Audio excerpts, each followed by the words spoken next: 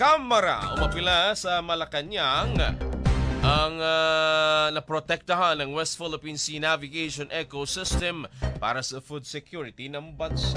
Detalye mula kay Vic Sumintak. Vic, good morning. Good morning, Wedge. Dapat i-prioritize ng Malacanang ang pagprotekta sa West Philippine Sea dahil nakakapekto ito sa food security ng bansa. Ito ang panawagan ni Agri-Party List Representative Wilbert Lee dahil sa patuloy na pambubulabog ng China sa mga mangingisdang Pinoy sa West Philippine Sea. Ay sa mambabatas, ang West Philippine Sea ay malaking fishing ground ng bansa na pinapasok ng China kaya lumilit ang huli ng mga mangingisdang Pinoy.